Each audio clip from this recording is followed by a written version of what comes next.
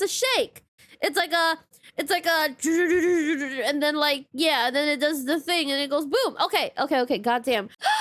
Hi, I'm Miya and I'm an off-duty guild receptionist, and you are very welcome to drop by Twitch and also my main YouTube channel, where you can watch me stream. Today we are reacting to SCP-610, The Flesh That Hates. Object Class, Cheddar, Contagion SCP by the Volgun. Yes, good stuff. Let's get into it. Good stuff, good stuff. Good afternoon, everyone. My name is Researcher Miller, and the SCP we're going to be studying today is SCP-610, Object Class, Cheddar. Special Containment Procedures. Due to the vast area of infection SCP-610 covers, containment is impossible. Isolation of the area has proved far more effective, and permission has been granted by the Russian government to establish a perimeter to keep people out of these areas under the guise of military operations.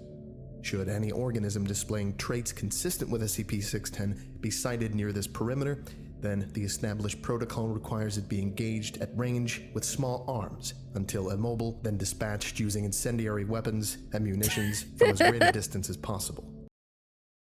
I forgot the word dispatch also just means to get rid of, to kill. But okay, like I don't know why I thought I knew what this SCP was, because I feel like, oh, like this is a familiar SCP. I probably did, like, you know, come across like a video or two about this, you know, like way back in the day. But I don't actually, now that I'm listening to this, nothing's coming to mind. I don't actually know what this SCP is. So I think it might just be that I remember the name, but not much of the SCP itself. So yeah, this might be like a first watch through. Yeah, maybe. Any living thing coming in physical contact with an organism infected with SCP-610 is considered expendable and is to be immediately terminated and incinerated. Any persons coming within 3 meters of SCP-610 infected life are to immediately withdraw from the area, be isolated from the rest of the team, and subjected to medical examination using only remote techniques to determine if infection has occurred, and appropriate steps taken based on that determination. At present, the known infection vectors of SCP-610's spread seems to be focused on physical contact. Drone movements with heavily infected areas have returned air samples containing minute particulate, which, when exposed to organic compounds, will result in the spread of SCP-610. That's crazy though. Look at that. Like, okay, I can definitely understand why this is considered Cheddar. Like, if it's airborne, that's crazy. Like, dude, how do you even contain it? Genuinely, how do you even contain this? Like, oh, like, just make sure people don't go there, but like, also, like, it's airborne. The results of these particular tests have revealed that most require several days to manifest, if at all, with the exception of direct contact with exposed lung and liver tissue. These particular tests show a rapid rate of growth, which requires incineration of the testing environment no more than 24 hours after initial exposure, even with a 2-hour mishap risking a compromised facility event. Given that this kind of rapid growth only occurs in organic material existing outside the human body, this form of infection is currently considered a minor concern. These peculiarities have given rise to a series of questions regarding the possible origin of the infection in conjunction with the fatal containment protocol remains at a scorched earth policy at this time, and no concern for transmission via water or air infection parameters exist, barring situational changes in the field. Interesting. Description. Initial reports of SCP-610 came direct from the Russian government through undisclosable channels. These reports consisted primarily of disappearances of farmers in the region, and were not considered until the local police, followed by the regional police, and finally, a government dispatch agent, all failed to report within a 72-hour period.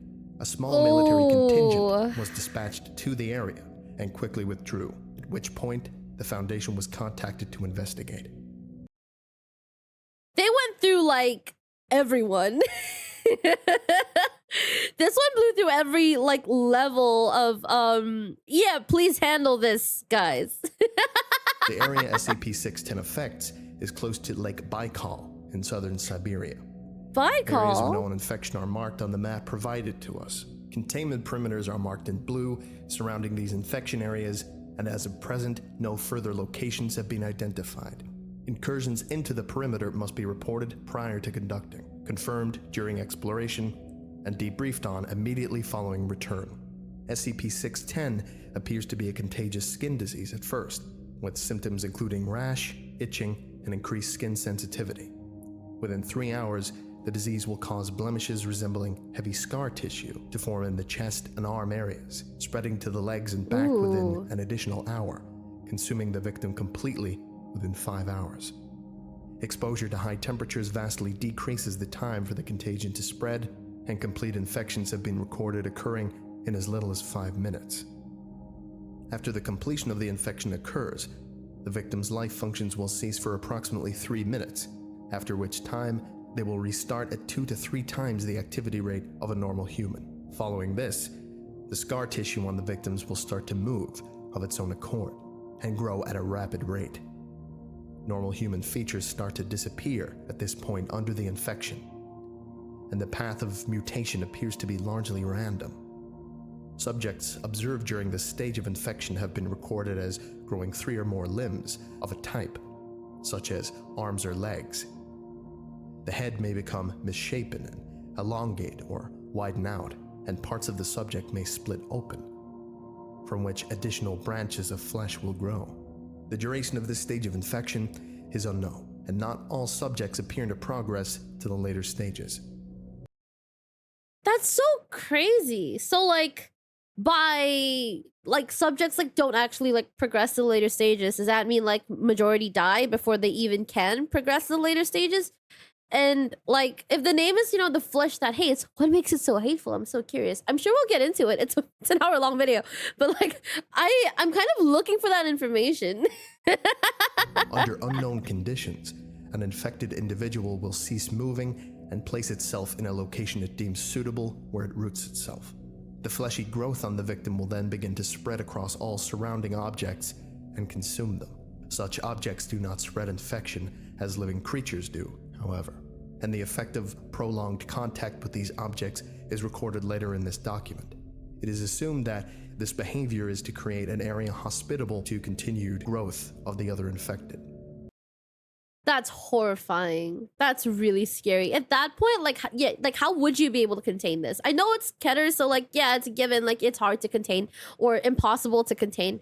But it's also just if you were in charge of this project, if you were SCP personnel and you were in charge of this, what would you even do? What are your options? Observation of life infected by SCP-610 by staff is impossible.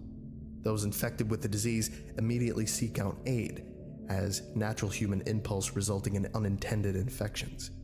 Those infected past the scar tissue phase actively and aggressively attempt to infect anyone approaching them within an undefined area. So zombies, but also they're melting into a pile of meat. Oh my god. I'm sorry. No, what just came to mind was I don't know why sausage filling, but that's not it. That's totally not it. It has been established that should an infected be capable of sight and observe an uninfected, it will proceed towards them. If the infected has lost the ability of sight, a range of approximately 30 meters is considered safe. Oh, Observation okay. of That's still really far. infected settlements has been established using artificial methods such as remote robots. The data returned from these observations, coupled with the openly aggressive nature of the infected to attempt to spread SCP-610, has resulted in the Kenner classification. However, so long as nothing is allowed to enter or leave the infected areas, it is considered a neutralized threat. Of concern are the cavernous areas beneath the infected settlements that were discovered during the exploration, and attempts to get research personnel into these areas are underway. Oh.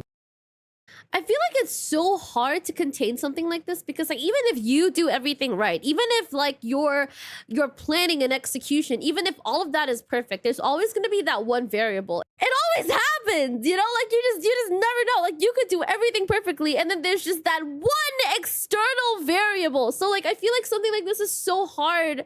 Question mark. I think the flesh that hates used to be a creepypasta called the Russian sleep experiment before.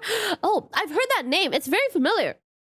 I don't know too much about it though, question mark. But it would make sense because this whole SCP thing started like with the Russian government, right? So I guess it might actually be like a translation into, like they converted it into like a creepypasta, question mark, question mark? I wrote the bubonic plague is nearly impossible to contain. And that's freaking scary, like genuinely. Like I know that, like, okay, correct me if I'm wrong, I'm not a sciencey person, but like if you take like bacteria or like something microscopic that's alive and you put it on a surface, it can die off because it's not on like a habitable surface. The fact that this creates like an environment that it can thrive in, even if it's not on like a living person, is so horribly scary.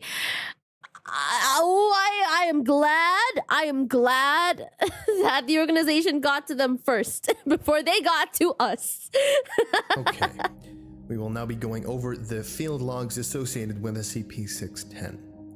Unfortunately, at this time, SCP-610-L6 has been redacted. The only thing available about this field log is it's an exploration record of Operation Source Point, which I've been informed is for Class A personnel or higher only.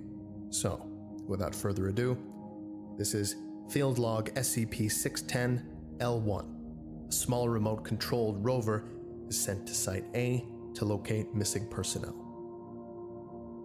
After establishing the containment perimeter for SCP-610, the Russian government approved our requests to research and investigate the area. For the first such exploration, a small camera-mounted unit known as a Herbie was dispatched at a safe distance and directed towards Site A. Herbie has a battery life of 12 hours and a control range far wider than that required for this dispatch. Herbie is able to enter Site A without incident.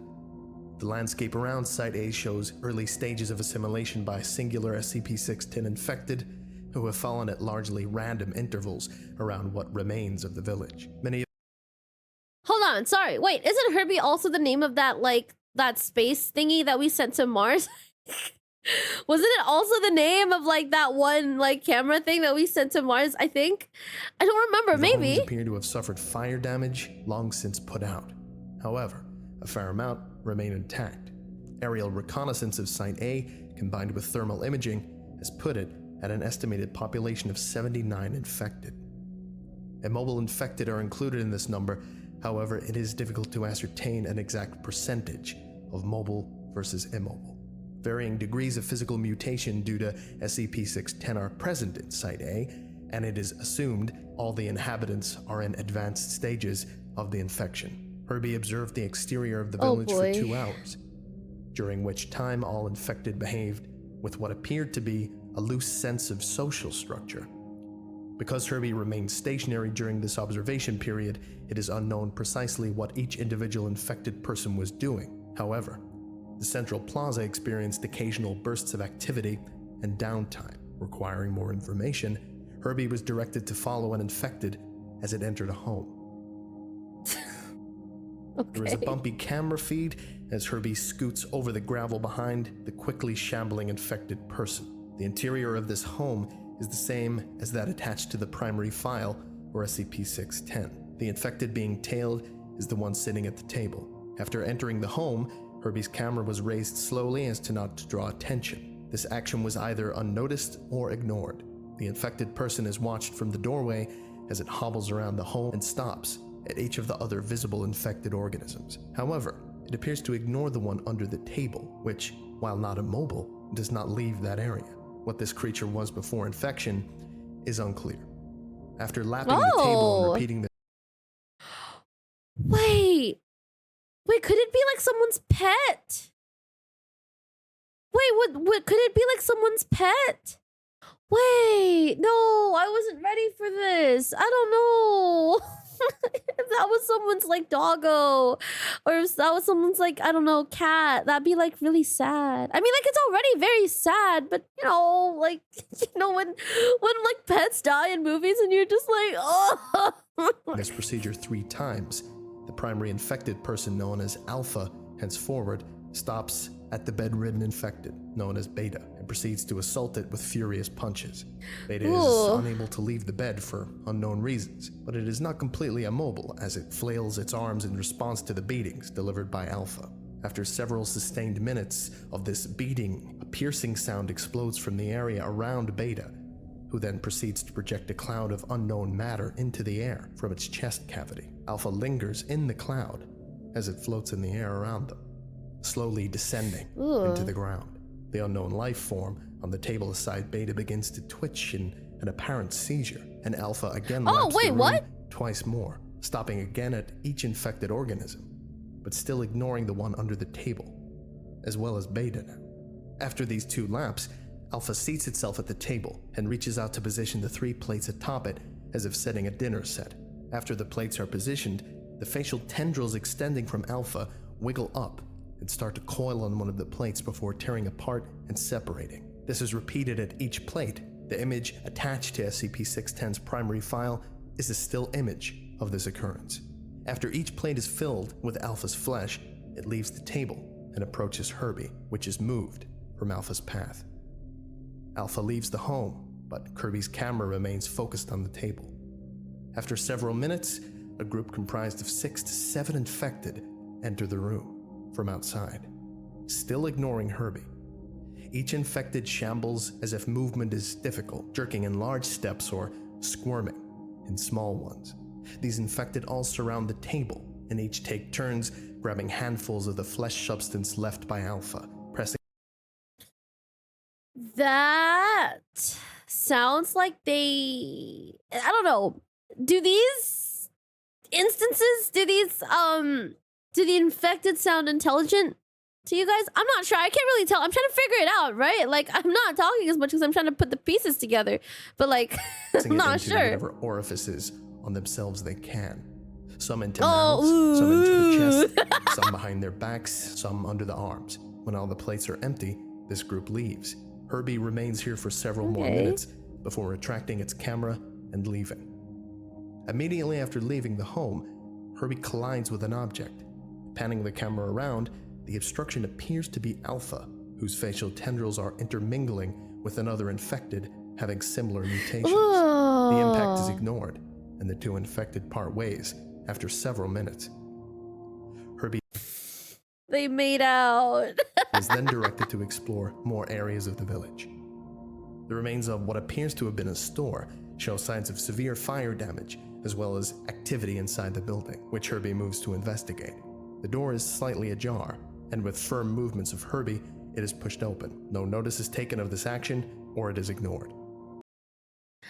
This is off topic, but like it's just like occurring to me now that like the way like the design, the way the sound is designed in the video, I love that there's like a filter, like an effect on the voice that makes it sound like they're in an empty like room where like it's literally just an empty research room. I don't know, like one of those like really white wall or mirror only type rooms. I think it's really cool. I don't know, like bro's literally just sitting in front of a microphone like talking. You can really picture the location that the narrator is in. I think that's really cool. And I think that's like a common like thing among like all of the Volgun's videos. Such a nice thing to like, I don't know, help yourself be, different and distinct from like, all the other like amazing SCP like creators. Good stuff. Inside the store are several infected persons, most of whom are standing around. However, one is on the ground rolling back and forth over the space of approximately 0.3 meters. It's about 1 foot. Okay. And is ignored by the others. Herbie rolls under the divider, separating the cashier area from the customer area, and pans around behind the counter. The upper half of a person is protruding from a cellar door behind the counter. This person does not appear to be suffering from advanced infection and wears the garb of a Russian soldier. Herbie zooms in the camera to confirm identification, and it is noticed the eyes of this person are in constant movement, often focusing on Herbie. The rest of the soldier does not move. Herbie is directed to leave this area and proceeds to the back room. In this storage area, a large pile of bodies are... Wait, does he kind of act like a like a security camera? Or does he just kind of hang off, right? Like, the Russian soldier guy? Like, he's just staring at Herbie. Like, is that why no one really cares about Herbie and is ignoring him? Because this one guy is staring at him like, yeah, bro, like, I'm looking at you. And everyone knows what you're doing. Everyone sees this. Is that what he's doing? Oh my god. Stacked together. Some pieces of clothing are visible and appear to contain both military garb and everyday clothing. No facial features are discernible on any of the bodies due to the way they're stacked. Atop the bodies, an infected sits, appearing to have its lower parts fused to the pile, and with its upper half in a wild state of flailing and seizure. Approximately every 10 seconds, a burst of spores flies out the top of this infected, which linger in the air. Herbie is directed to leave the building. After leaving this building, Herbie passes by the village well, surrounding which are a series of immobile infected, all facing the well. The arms of each of these infected persons are stretched out, one in contact with the next, forming a perfect chain, save for one, whose arms are down at his sides. Herbie passes by this last infected to approach what appears to have been a town hall or mayor's building when the infected becomes mobile and snatches the rover up. Video feed from Herbie focuses on the face of the infected, which is strangely in perfect shape given the condition of the rest of its body, which is horribly bloated. Does it control this that? Infected was once a young girl from appearance, estimated 10 to 12. Herbie is rolled side to side in its grip as its face stares motionless at the rover. Does that mean that this kid is technically like identifying Herbie as like a toy? Like just, oh, muscle memory or brain memory. Oh, like toy I must play. Is that what's going on? The infected's face suddenly balloons in size and explodes outward into a series of fleshy flaps that grip Herbie and draw it inside. Herbie's video feed never mind. terminates here. Yeah, no, that's not toy. Yeah, no, that was definitely intentional. There's nothing left. There is nothing left. Oh, dude. Herbie was considered lost at this point. However, no one at Control remembered to turn off the video feed, assuming it cut. 5 hours later, Herbie's video feed resumed, stationary and at raised level, pointing at the upper rim of the village well. The video feed contains some blur due to what appears to be a slimy film, which often oozes across the lens, but when not obscured, provides perfect quality recording. Herbie does not respond to any remote commands, but its video jerks back and forth from target to target, zooming in and zooming out of its own accord. Video feed is cut manually, and all connections to Herbie's unit are ordered erased. Wait, okay, so this flesh thing, it doesn't just allow itself to live like in habitable conditions when it's like on inanimate objects. It also controls it. Or is this just Herbie malfunctioning it like on its own accord, but also like because, you know, the flesh is literally like on it and fucking with it? Is it like by coincidence doing this, or is the flesh controlling the feed? That's crazy. That's insane. That is crazy. I don't know. Whoa. You know what this reminds me of? This reminds me of that one episode from Rick and Morty where I think like Jerry finds this thing in Rick's like lab and goes like, oh, it's such a cute little guy. You know, like, well, why is Rick keeping him in you know, the lab? And I think Morty's like, okay, dude, like if Rick's keeping it down there and it's a secret, there's a reason for it. Let's literally this thing go, right? And it infects everything. Not like just like the nearby humans, right? It infects Jerry. It infects because like it bites Jerry, right? And it bites like the ground, it bites the rug, it bites like the shelves around it, and everything just turns into that thing. And I think like that specific scene ends with the entire world turning into like one big thing of that specific thing. Forgot what it was called. Mr. Frundles! Yes, Mr. Frundles! That was the one. This kind of reminds me of Mr. Frundles. Like it already did initially. But like when they brought Herbie in and like it turns out it was controlling Herbie too, that was when I was like, oh, it doesn't just sit on these things, it also infects them. That's insane. That's crazy. Also, Mr. Frundles is very scary. Very, very scary. I don't ever want to be in a situation where there's anything that's like or adjacent to Mr. Frundles. I'm good, thanks. Dude. Moving on. This is field log SCP-610-L2. An infected Class D personnel is sent into Site C with video equipment. During construction of the perimeter surrounding SCP-610's containment area, several Class D personnel were infected due to assaults from the infected villagers or animals roaming the area. in addition to a number of infections as a result of escape attempts and careless behavior. Most of these infected personnel were immediately destroyed with flamethrowers. However, a small collection of infected were contained in cold storage units, which prolonged the inevitable progression of SCP-610's mutative properties. The decision was made to utilize some of these infected personnel as video relays and dispatch them to nearby sites. Due to the concern over loss of equipment, as evidenced in SCP-610-L1, all 3 subjects that were used in this manner were sent in with a single video system to Site C. Additional equipment issued for this dispatch include a 1-gallon container of gasoline, 3 emergency flares, 3 9mm pistols with 3 magazines of ammunition each, and 3 single-serving food rations. The infected personnel were instructed to observe and avoid interaction with the infected villagers as long as possible. But should a situation arise where they are met with aggression or feel they are losing themselves to SCP-610's influence, they are free to kill as many infected villagers as they so choose, and do as much damage to infected objects and property as possible while maintaining video feed. The intent of this order was to provide data of SCP-610 infected communities in a raid situation, so a plan of eradication could be better established. At the time, I like that they wait to be attacked, I guess. I mean, I'm not saying that like, oh, like sacrifices, whatever. I think it's cool that they didn't immediately, like, because they need the footage of like how it reacts in a raid. They didn't just decide to raid it for the sake of raiding it, which was nice.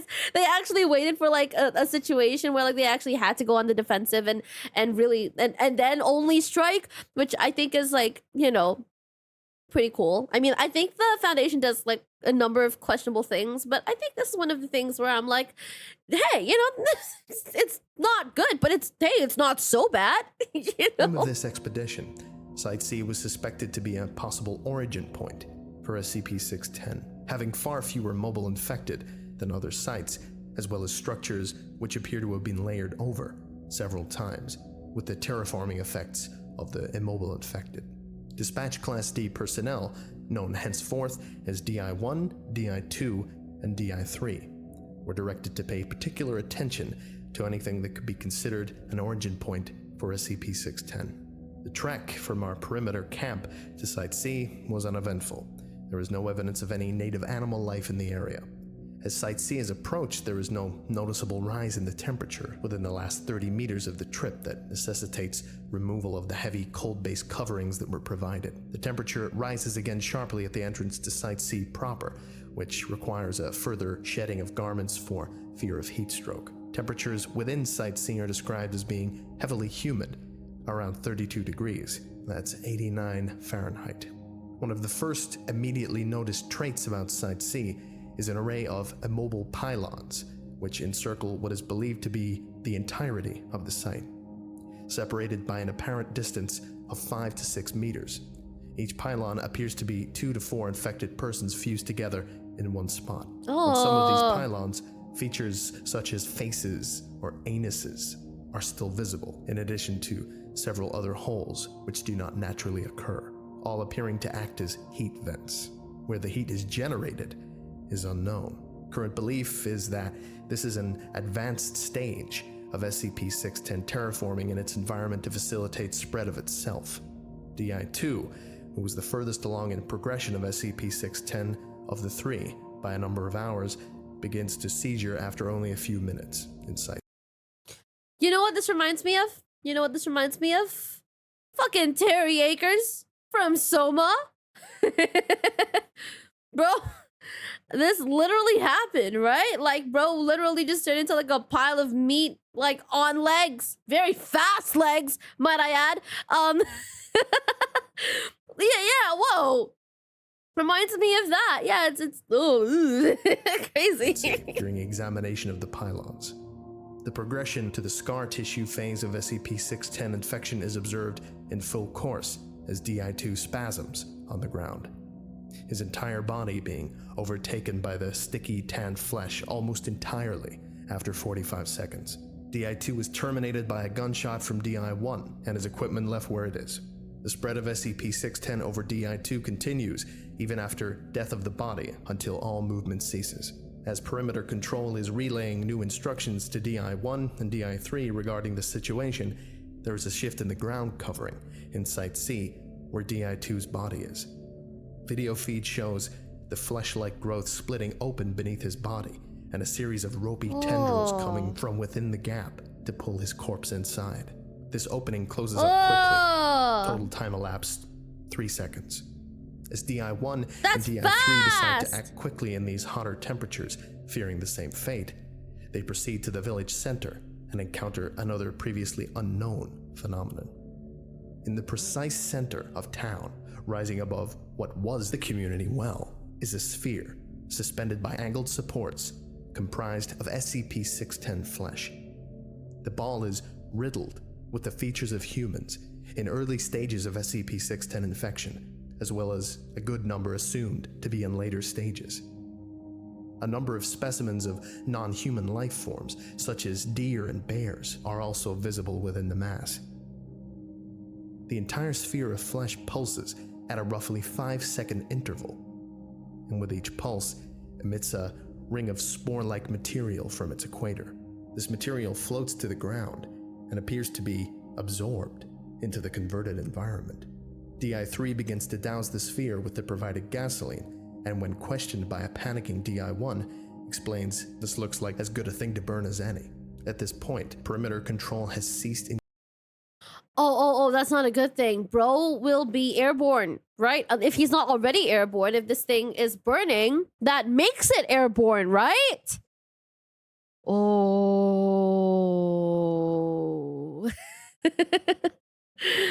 in giving commands due to the rapid deterioration of events.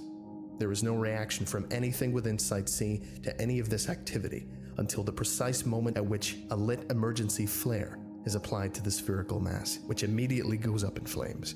The remote feed plays back a noise from an unknown location that seems to come from a location far outside of Site C, but was reported as being heard, even at perimeter control, by both Site C and A. The noise described as both explosive, as if multiple high-yield charges were detonated on a mountainside, and alive, like a large feral creature roaring. Within 15 seconds following this sound's dissipation, Site A reported that a series of explosions had occurred within the village. 5 seconds after this report, the spherical mass in the middle of Site C explodes. DI-1 and DI-3 are thrown by the blast. DI-3 is confirmed deceased by DI-1 after regaining his footing, having suffered injury from stone shrapnel from the wall. Jeez. DI-1 is able to report he has bruises and ringing ears, but aside from the rapidly spreading SCP-610 infection, he suffered no blast damage. Boy. During this recording of footage, DI-1 had his video equipment removed and was looking into it. Due to the angle of recording, it is unknown precisely what occurred in Site C, but something draws DI-1's attention back to the center of town, where he stares for several moments and is then pulled in the opposite direction, the video equipment falling to the ground and recording in a skyward direction. The tentacles got him, right? Yeah, no, I think they did. No. Oh, no. Footage from DI-1's video unit display a humanoid figure moving through the air, followed by the sound of an impact in the same direction. Within 3 seconds of this event, an unknown creature steps upon the recording video equipment and destroys it. Perimeter.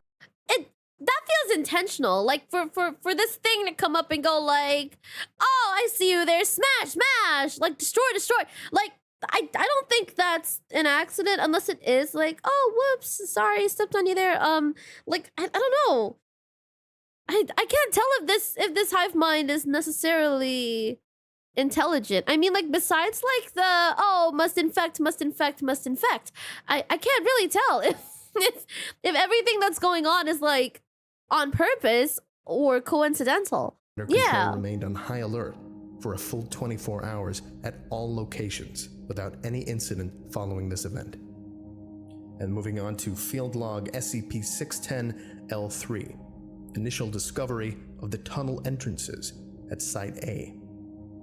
The destruction caused by the rapid collapse of the Site C exploration attempt during SCP-610-L2 resulted in a series of unexpected events in Site A. As the strange spherical formation in Site C was burned and destroyed, the SCP-610 infected inhabiting Site A were recorded by aerial drones going into seizures and convulsions. The immobile SCP-610 infected rapidly shriveled and died, along with all of the flesh material spread across inanimate objects within the village. The mobile SCP-610 infected who were able to regain their footing all proceeded to what appears to have formerly been an upper-class residence and entered the building. As the infected entered this dwelling, it suffered a foundational collapse, revealing the presence of a sinkhole beneath it. The size of the hole in relation to the structure above it posed an impossibility for an entire building to collapse, suggesting something within the hole applied force directly to the structure with the intent to pull it inside and expose the hole. The revealed hole is approximately large enough to accommodate 3 grown men standing shoulder to shoulder. Light sources applied by remote drones failed to penetrate further than 4 meters depth into the hole. Objects dropped into the hole did not produce an impact sound, suggesting a bottom potentially more than 1,000 meters down. Research on the very exterior deep, big of the Site hole. A No, deep hole. was only able to be carried out for 2 hours at a time. Samples of the atmosphere in Site A indicated a complete death of SCP-610 related materials. Damn! What? Okay, so you can destroy it. Interesting. All infectious life that did not evacuate into the hole died above ground and quickly became shriveled husks. Holy shit! Damn! Okay, so that was the main thing. That was like Mr. Boss. That was the boss. Manned exploration of Site A was approved and commenced immediately. In the span of 30 minutes, a total of 3 research teams consisting of 2 to 3 research staff and 4 to 5 armed escort each were dispatched and setting up stations within the remains of the village. Samples of deceased SCP-610 infected and converted matter were sent back to Perimeter HQ for processing and transport. One team was able to recover a small sample of still living SCP-610 tissue substance from the building and pack it for research. Within the second hour of exploration of Site A, a series of echo reverberation units were set up surrounding the hole with the intent of getting an accurate mapping of the hole and possible branch tunnels. At the end of this second hour, before the echo units could be activated, seismic activity began to occur within Site A. 2 teams of the original 3 remained on site, the third en route back to Perimeter HQ with samples. The third team was instructed to proceed back to Perimeter HQ when seismic activity began, and were told that Site A should not be returned to for assistance. Seismic activity at Site A capped at a 2.3 Richter level before petering off. I don't know how serious that is. 2.3 Richter level. I have no point of reference. Yeah, I have no point of reference. Question mark. Maybe someone could let me know, like, how serious this one is. Like, oh, earthquake? Immediately following the seismic event, a torrent of SCP-610 spores erupted from the hole and layered the area around it for a span of 50 meters. As all staff on site you are were joking. in Level A hazardous material suits, this spore burst was startling, but did not lead to any infections. As the Thank goodness! Oh my god. 1 Richter is nothing, but not 3 you feel it, 10 you die from it. Oh jeez. Okay, so like you it's a shake. It's like a and then like yeah, then it does the thing and it goes boom. Okay, goddamn. The spores though. So like this isn't just like your typical infection. There's spores. So this is a fungus? Bro is a fun guy. Sorry. Ignore that. Don't acknowledge that. That was really bad. eruption was being reported, both teams at Site A came under attack from aerial life forms infected with SCP-610. These organisms were captured by the remote drone video equipment and showed extremely advanced stages of infection. It is impossible to tell what they mutated from to this present state. Many of the avian creatures attacked by splitting their heads in half and clamping them against research members, pulling them into the air and dropping them into the hole when possible. These avian infected proved vulnerable to small arms fire. In dispatching them, a total of 2 research staff were lost to the hole, and 1 injured due to crossfire. The injured staff was put down immediately upon showing signs of infection due to his suit breach. Before video and radio contact was lost with the remaining teams inside Site A, a second seismic event began to occur, starting out in the 1 to 1.5 range in scale. Attention was directed at the hole to prepare for a second assault. A second spore burst erupted from the hole during the rising seismic activity, at the point where scales registered a 3 to 3.5 in force. A new unseen SCP-610 entity began to emerge from the hole. The only footage captured of this creature depicts an engorged human head, approximately 20 times larger than normal, pressing itself out of the hole with no discernible body. Did bro plug it? Did he plug the hole? Video and radio contact were lost as seismic forces increased to 7 on the scale for 2 seconds duration. Oh, that's not then good. Abruptly ceased. Further aerial surveillance of the Site A hole and area depict 0 activity and no traces of the research teams, or their ever having been there. All personnel and equipment are considered lost. Jeez. Yeah, I honestly don't understand how they managed to contain this at all. Like, I don't see a way around this. I mean, like I saw before, like I asked, like, oh, what would you even do if you were the person in charge of figuring out how to contain this thing? And I saw someone say, quit. Yeah, I think I would too. The next field log is SCP-610-L4. Unmanned exploration of the Site A tunnels. Events regarding the discovery, research, and handling of SCP-610 rapidly degraded to a point where fail-safe options were being considered. For over 1 hour, nothing further had happened at Site A following the loss of the research teams during the seismic events in SCP-610-L3 and subsequent contact with previously unseen SCP-610 life forms. With the absence of activity at Site A, a remote drone dispatch was authorized in 2 parts. The first part would drop a remote relay device at the entrance to the Site A sinkhole, and the second part would dispatch a drone into the hole directly to relay its data to the remote relay for transmission back to HQ. Drones on site were powered by solar energy, with a battery maintaining a 4-hour charge. Attached is the video log recovered from the Site A sinkhole drone before its loss. Video feed activates. Researcher's face is seen looking into the camera, applying a polishing cloth to the lens.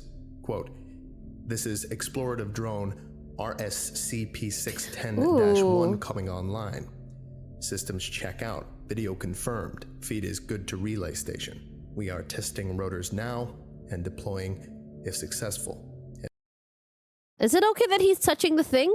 Is that okay? The sound of the helicopter blade starts up as video feed begins to lift in the air.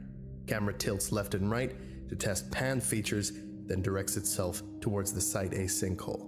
Quote, I just realized it's not in yet. I thought bro was like wiping the camera after it was out. I almost choked there. What the heck? Question mark? Question mark. Yeah, whoa, I don't know why I thought that. Video feed is go. Engines are go. Links are green. All right. Sending drone down now. End quote. Audio from the outside world fades away as the camera angles itself down and peers into the darkness within the sinkhole. After approximately 2 minutes of descent, lights on the drone activate and illuminate a roughly dug shaft. Initially, it is unclear what could have created the hole, but at a glance, it would appear that the shaft was created by a single event, rather than dug over time. At 15 meters descent, there are traces of SCP-610 material attached to the dirt and stuck to rocks. The material is dormant, but retains its texture and appearance, unlike samples from above ground level. This sounds like a bad idea. If it comes back, if this drone comes back, won't it be bringing like it back? Wouldn't it be like starting it all over again? We'll find out. We'll find out. And dry rapidly. There is a possible connection with this material and the events last recorded during SCP-610-L3. Descent continues. At 100 meters in depth, branch tunnels become visible in the walls of the sinkhole. Panning of the camera reveals small tunnels branching out, apparently at random intervals, but which are not restricted to any one side of the hole. These tunnels are considered too small for any useful exploration to occur. Descent continues. Increase in density of SCP-610 materials on walls is noted as depth increases. I assume the drone doesn't actually touch any of it, which probably means it's fine, but At 250 meters, the bottom of the sinkhole becomes visible, and the tunnel slopes sharply, suggesting unnatural formation, which was already suspected. Drone video shifts to illuminate this tunnel, and drone proceeds forward through the area. SCP-610 coats entirety of the tunnel now, and care is taken to keep the drone from coming into contact with any surface. I don't know. Like, I mean, like, knowing that it can be airborne, I assume like it has, like, something has to happen to make it airborne, like the spores. But can you imagine it being that deep, right? That just like completely so far below the surface that like if spores were able to come out of it, like that has to be like an insane burst of spores, right? I don't know. I don't have a better word for it, but like that has to be really Movement crazy. is detected 5 meters ahead. Lights on the drone are dimmed, and weapons come online. The RSCP-610 drone is equipped with a 5.56mm machine gun containing 50 rounds of ammunition.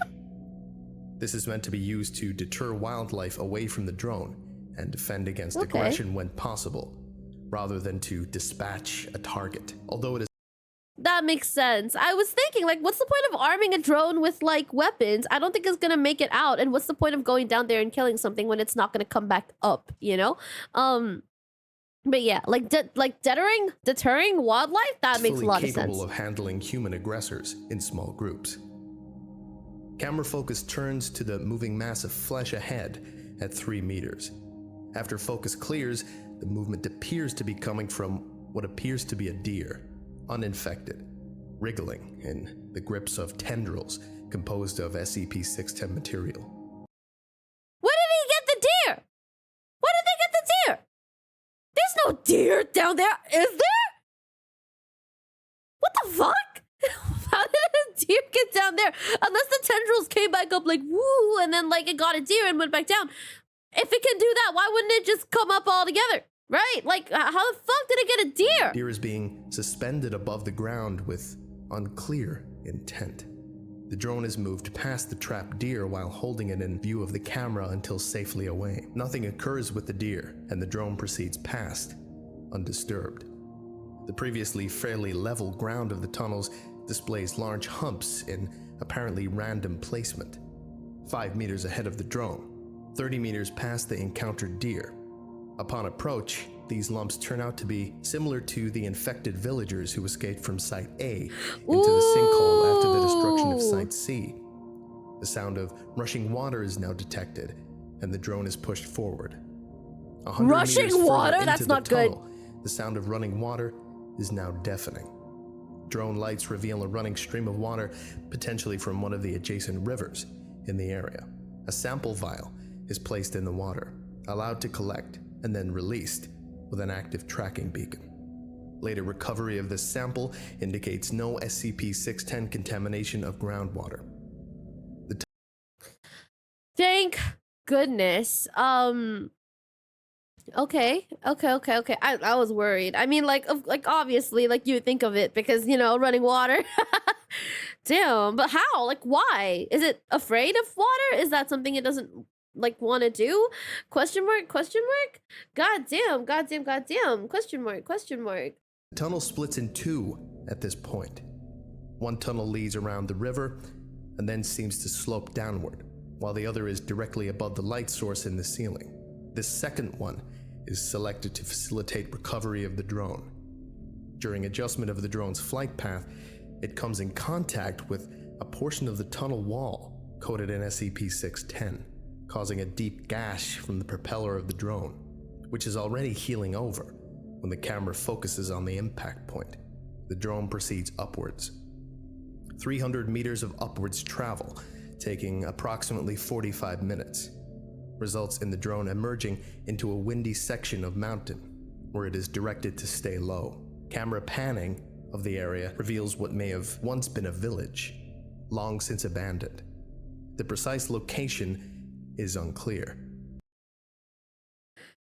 Oh, I don't know. I'm just so nervous that something's gonna, like, honestly, like, half the time I'm listening out for something rather than just listening straight to the thing, right? Like, I have questions in my head and I'm listening for answers rather than, oh, this is going on, that's going on. I'm like, so it did hit a village?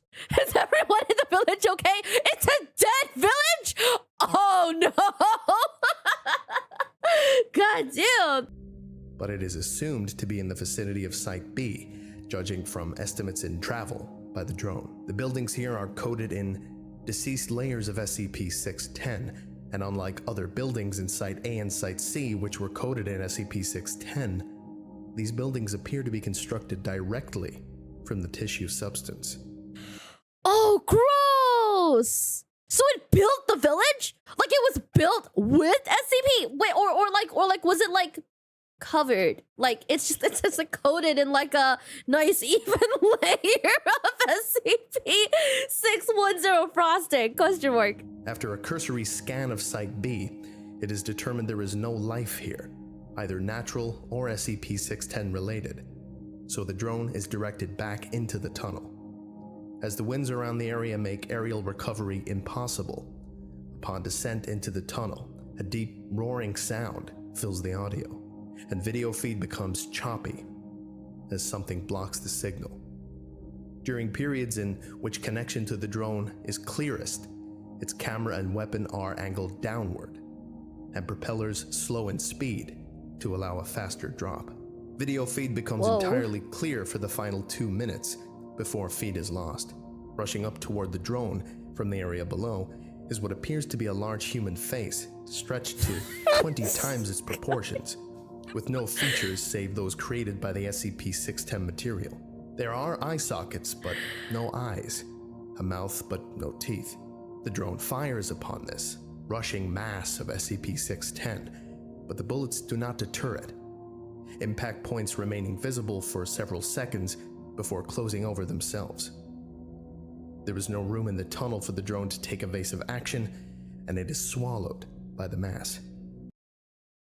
Oh my gosh. It's insane that we didn't actually see, like, oh dude, it's so crazy that, like, this entire time, yeah, we see a bunch of like dead meat, basically, like meat that's like not active anymore, right? And then we see like, oh, houses made with meat, and then like the next thing we see goes from like kind of like a level 2 scary to like a level 10, like, God fucking me out of here. What the fuck do you mean? It's a big ass face. I don't want to see that. Dude, that's crazy. Question mark. Like if it sounds like I'm laughing a lot, it's because it's my copium. Okay, like if I'm not laughing, I'm horrified. I don't want to be in this situation. Poor drone. I feel so bad for it. SCP-610 is considered lost until 3 hours later, when the feed inexplicably returns. Video feed from the drone appears to show a series of structures illuminated by one of the 2 lights of the drone. The camera pans around without instructions from the remote relays or HQ, capturing a vast number of shambling entities within the area. SCP-610 material moves over the lens of the drone, and video feed is permanently severed. Yeah, it did the thing again. It actually like sat on like a technical thing and was like boop boop boop boop boop boop, and then it did the thing where it controls it. That's so strange. It's so strange that it has the ability to do that. Like, this kind of makes me wonder, like, what the origins of this even was. Because right now what we know is just, like, how... It's just that it was discovered at some point, and now we gotta handle it.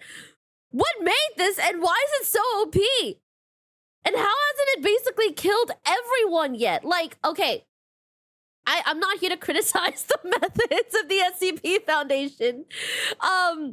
If anything, I think it's impressive that there can be so many anomalies out there that they're, you know, trying so hard to secure that are essentially world-ending, right? Like, this has to be world-ending. How do they manage to contain all of them and keep them from ending the world multiple times, or at least keep bringing the world back after having it end? I think this was explained. I think they actually have had like multiple world-ending events, right? And they actually have like a different SCP that they use to like turn back time or something. I forgot what it was. I do remember that being mentioned at some point, but I don't remember what SCP it is, which video I heard of this from. I think like there is actually one of those things. Or if it's like not like actually a canon. I can't remember if it's a theory or not. But yeah, like, whoa. This is crazy. Question mark, question mark. Manned exploration was approved. Results are in field log SCP-610-L5. Manned exploration of the Site A tunnels. Approval from Central HQ was granted for a manned assault excursion into the tunnels beneath Site A to try to ascertain the extent of the SCP-610 infection. The destruction of Site A and Site C have established SCP-610 can be contained and destroyed, making the source of the infection top priority. The initial descent into the tunnels consists of 5 teams, 2 research and 3 assault, along with enough equipment to establish an underground base of operations. Descent into the tunnels was established using pulley systems and a lift to move equipment. Assault teams were the first to descend, armed with flame units to clean SCP-610 out of the area. All teams were able to descend without incident, and flame units took point, providing an undisturbed journey toward the water source where the SCP-610 drone was lost. I was thinking, like, what's the point of going down into the hole and trying to fix it? But then at the same time, I just realized, no, there's a, I don't know, a village?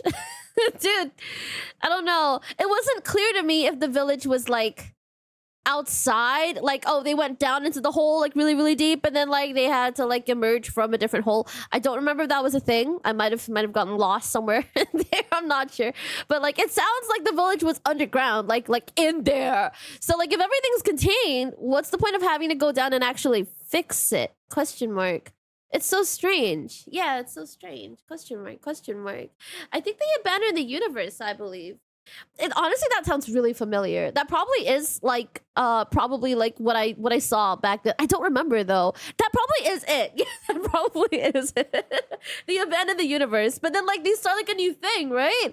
Yeah, I think so. Base camp for underground SCP-610 operations resides at the bottom of a 3-way junction, 4 if the water flow is included. The first pathway is that which led from Site A to Cavern HQ. The second is the pathway to the ruined village residing in the mountains above where SCP-610 was destroyed by a large unknown SCP-610 entity.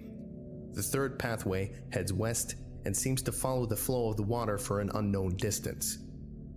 The cavern area here is quite large and is supported by a number of rock formations that are coated with decayed SCP-610 material.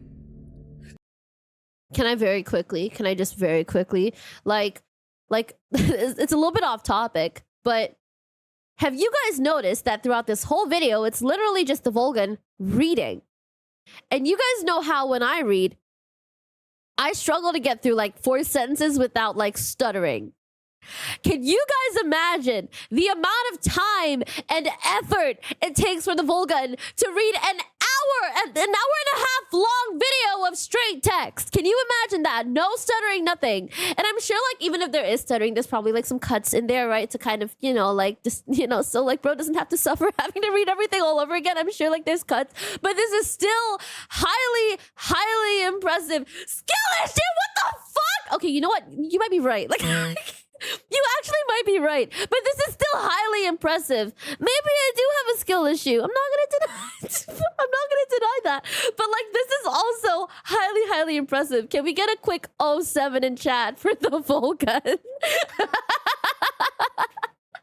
I'm just going to say it does bother me that the right doesn't grow compared to the left. The right doesn't grow? What does that mean? Question mark, question mark.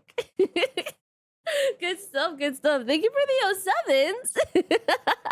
Good stuff. Yeah, props, honestly, like big props to the Volgun. Honestly, like this is dedication. The state of this material suggests great age and appears to reinforce the structural supports. Whether or not this is intentional or coincidental is unknown. The two research teams split activities between building Cavern HQ and collecting samples of SCP-610 in various states. No contagious materials were detected within this area, and the creature recorded by unmanned drones did not appear at any point to the cavern staff.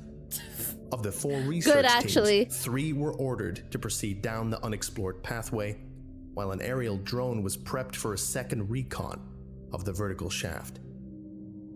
SCP-610 infection did not appear in the third pathway until approximately 3 kilometers, and serious infection did not appear until 16 kilometers in. Even after the lengths traveled by the assault teams, no SCP-610 infectious life forms were encountered, and the fleshy material coating the cavern walls posed no threat to the team. The most significant reports at this time were the increasing thickness of the material, suggesting a source, and the complete lack of SCP-610 contamination in the water. As a test, a sample of SCP-610 was cut away from the cavern wall and placed in the flow of the water.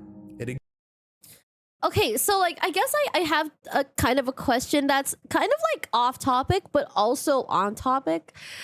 You know, like how when the SCP kind of like oh whoops fell into the hole, everything above ground like basically died, like shriveled up, like there's just nothing left, right? There was like a mild live sample. I assumed it was because like it fell in and it died. Like the mother, you know, died, but like clearly the mother's still alive. So actually no, you know, it would make sense because there was a live sample up there.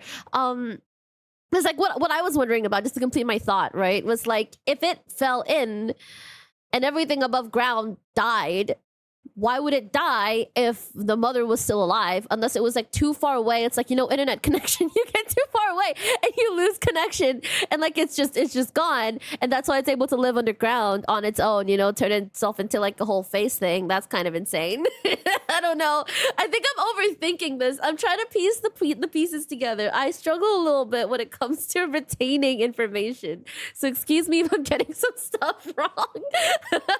Exhibited no unusual reactions, but was quickly swept away by the current. At 20 kilometers in, the leader of the assault teams requested a transport buggy to be dispatched to them. One was available at above ground HQ. However, it would take time to move it to Cavern HQ and then remote drive it to the teams. Rations provided to the assault teams were sufficient, so a camp was established while the buggy was moved and readied. During this time, an aerial drone was also sent to explore the vertical shaft. The results of this exploration were placed on hold with the arrival of the buggy at Cavern HQ, and ultimately concluded in Wow, I love when that happens. Data expunged, data redacted. You know, I actually did ask the question, like, oh, like what does it actually mean? Like, what's the difference between like data expunged, data expunged, data redacted, and also just like a blanked out like thing entirely? Question mark. And it was explained to me in the comments multiple times. Thank you for that. I appreciate it. Unfortunately, I don't really remember it. I did read it. I don't fully remember it, but I will refer to it when I need to. Thank you so much for explaining that to me. For those of you guys who explained it to me in the comments, thank you. I very much appreciate it. Good stuff. He was navigated to the assault team encampment with no events en route. However, upon arrival and preparation to continue the exploration, the assault teams came under attack by a number of large SCP-610 infected life forms that emerged from the area ahead of them. Video recovered from the assault team cameras show them caught off guard, as SCP-610 infected made no sound and were undetectable. On one film, for 1 to 2 seconds, it appears that some of the creatures are coming out of the SCP-610 materials on the wall, not emerging from them so much as being created by the material and then breaking away to act independently. During this assault, an attempt to protect the buggy, members... Is it like mitosis? Is it like it if you grab it off the wall, it just turns into its own thing? Gross. Were lost to the water currents, and contact with them was lost. Contact was regained, however, and is recorded in SCP-610-L6. The remainder of the assault team now consisted of 3 members. armed with a single flame unit. Use of this unit to repel the assault proved vital, as standard firearms did minimal damage to the infected creatures. These infected creatures show minimal traits to associate them with any known form of life in the region, giving rise to the belief that they may have been spawned by the SCP-610 infection itself as a form of defense. No further casualties were suffered during the raid, and the remaining members managed to eliminate all attacking infected, allowing them to continue with exploration with added orders to attempt to locate lost team members. A further 20 kilometers into the tunnel, the river separated from the tunnel pathway, and the team was instructed to abandon the recovery order, given the inability to navigate the waters safely. A total time passed before the remaining assault team reached an end in the tunnel. At the perimeter of the area, now known as Site B, the team came under assault again from a smaller number of SCP-610 that were much larger in size. It's growing and I hate it. Oh, I don't like that. Like, honestly, you know how I have a thing against worms? I know it gets brought up a lot, but it's because like worms show up so often. But like in this case, all I can think of is because like they're probably squishy, they probably move like slugs. It's flesh. All I can think of are worms because it's separating from like the little like pieces of flesh that were on the wall, right? The dormant pieces. It's kind of bothering me. I won't lie. These infected appeared in the tunnel as if they were lying in wait for the approaching team. These creatures were dispatched using the flame unit, although all fuel for the unit was expended in this act. The assault team was now limited to standard weapons and short-range personal flame units. A time lapse of 5 minutes fireworks is allowed to pass before the team proceeds further into Site B, cautious of further assaults by SCP-610 infected. The tunnel widens out into what appears to have once been a village of intermediate age. The construction of the buildings in this area are primitive compared to the settlements at Site A and Site C, and are clearly of human construction. Many of the buildings rest at angles or slants, suggesting that they were disturbed by a cave-in. Of interest is a building that appears to be a church with a working clock tower. This building is built atop the remains of 2 older buildings that have fallen completely, and has a visibly stable foundation. Surrounding all structures in this area is a depression in the ground filled with a substance resembling a liquefied form of SCP-610 fleshy materials. The pool moves as if acted upon by minute and unseen forces, rippling outward from invisible contact points and rolling in waves from unfelt winds. The team avoids this pool at all times and proceeds through the ruins slowly on stable foundations where possible, making the church their target area. Within the church are Wait.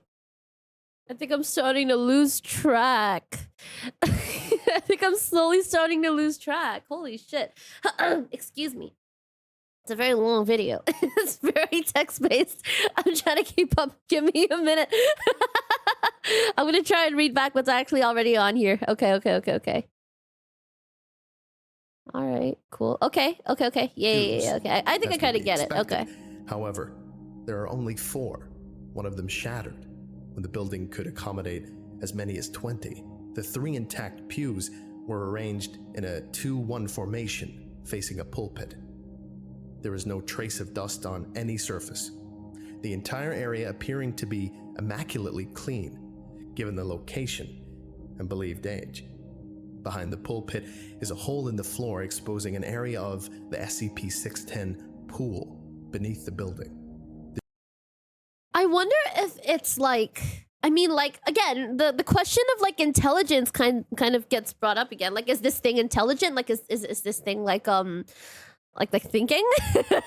Because it feels so convenient that it's decided to settle beneath a church. You know what I mean?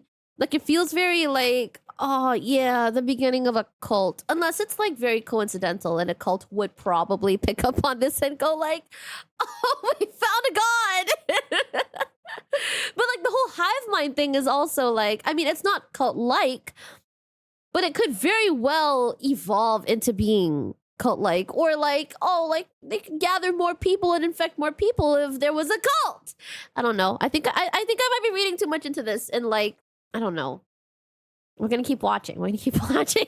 The church in ruins appear to be uninhabited, and exploration of the church proper is uneventful until the clock tower bell tolls. This tolling triggers a shudder in the building, followed by human screams from the ceiling. Lights shone upon the ceiling reveal a large mass of SCP-610, from which descend a series of 6 wooden circles. Strapped to each circle is a living human, coated entirely from neck to toe in SCP-610, but having an exposed head, which appears uninfected. These human captives scream as the bell continues to toll and the circles move to the ground. The team begins to move toward one to investigate, when an unknown creature cries from outside the building, prompting them to take cover in the shadows near the pulpit. The light sources are extinguished, pitching the entire area into darkness. Night vision is left off to avoid revealing the team's location. I get that this might be like, oh, like what if it's a different entity outside? But can this entity even see? I mean, okay, I mean like there was a face, you know, and a face includes eyes.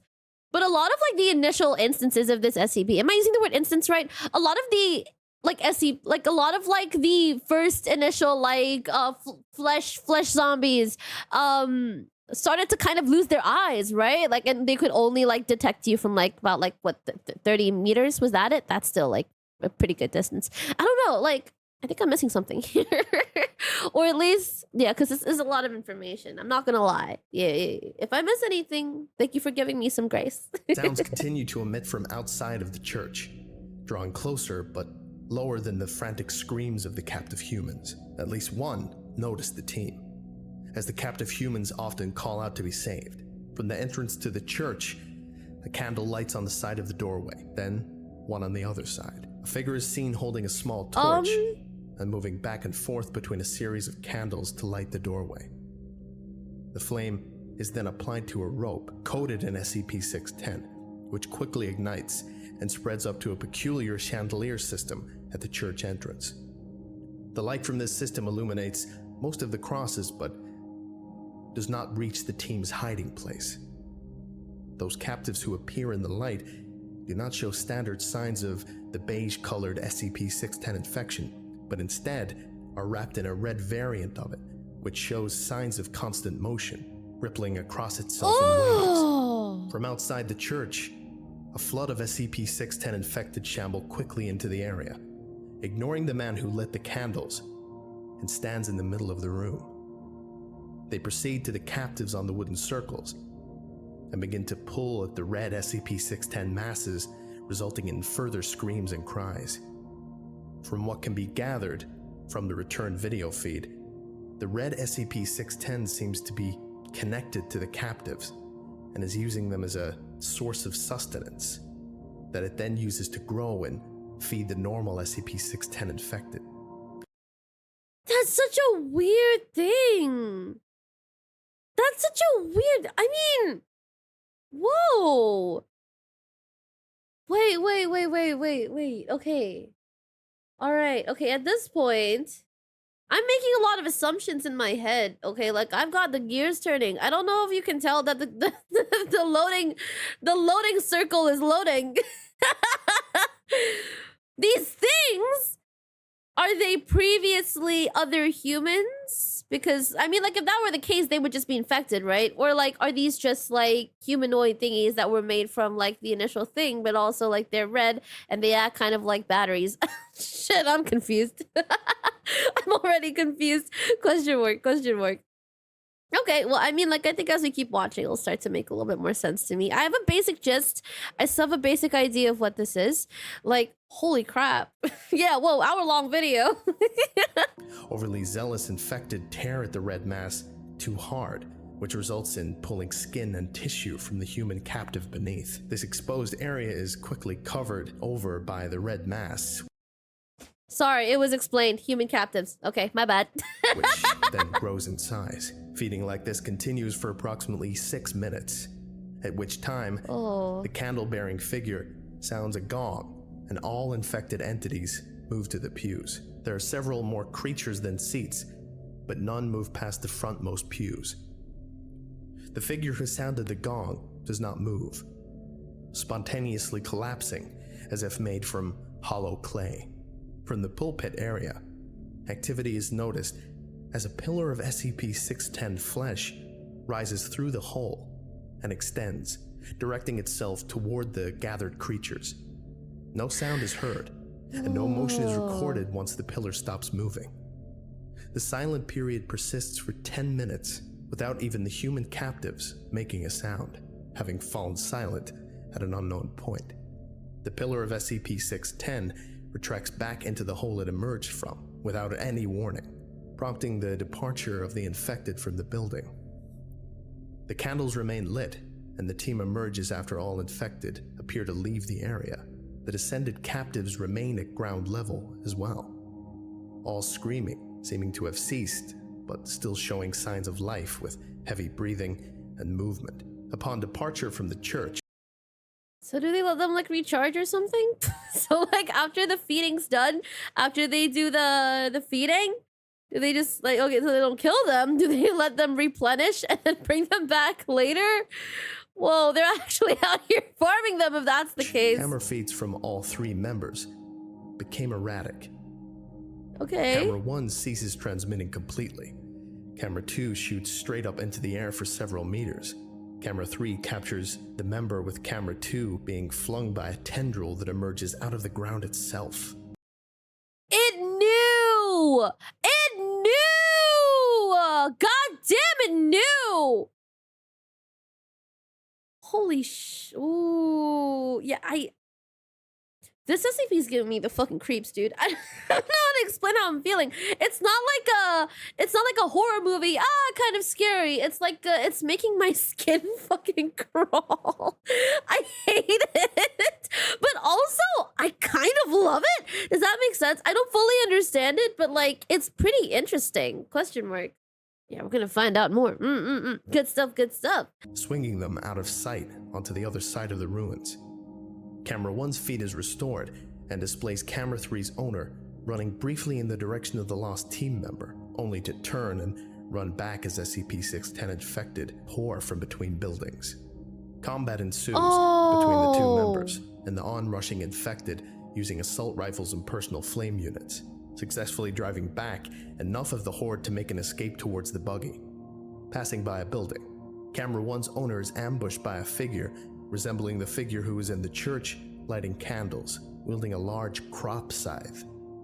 Camera 3's owner continues without pause towards the buggy location. However, the buggy is found half absorbed by the SCP-610 mass covering the floor. While turning to find another way of escape, Camera 3's owner turns to find the same figure with the scythe approaching, weapon raised. 2 shots are fired, and the camera feed ends. Dude, that's so fucked up. But also scythe? That's new? Right, that's new. This is some like Grim Reaper shit. Yo, what the fuck? Damn. Yeah, this is really cult-like, right? It's super cult-like. It's crazy. Like, I'm so surprised that this actually ended up, you know what this feels like? It's like the initial spread, like, from, like, the whole Russian thing. It's, like, movie, like, number 1, like, the flesh that hates.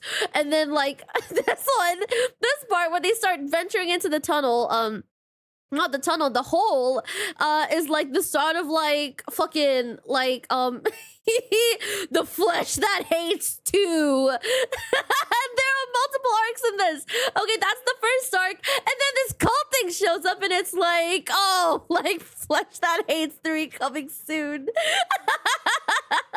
Question mark. They worship Yaldabaoth, the flesh god. Is this the actual like SCP thing, or is this a reference to something else? I'm gonna need to know that. Question mark. Question mark. If this is an SCP thing, it's crazy that this is actually a god, which I guess would make sense. But then again, like it feels like it was quite man-made, given like it's part of the whole like Russian thing. Right? It was if it was inspired by the whole Russian experiment thing, like this seems, whoa, this is crazy.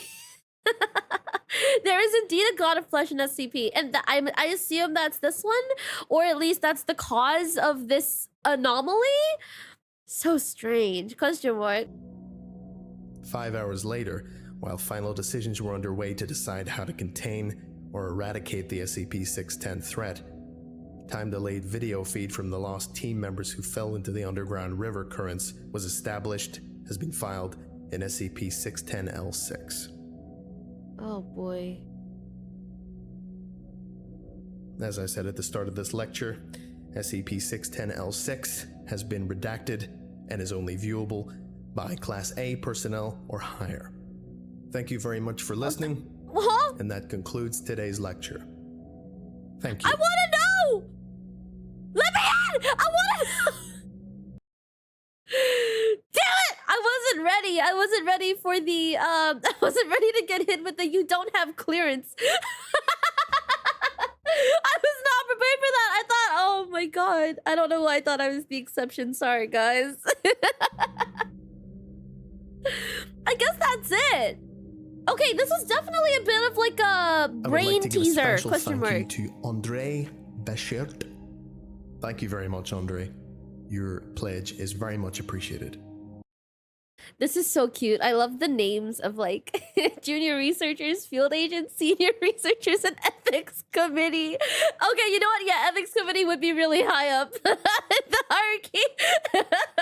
That's so cute.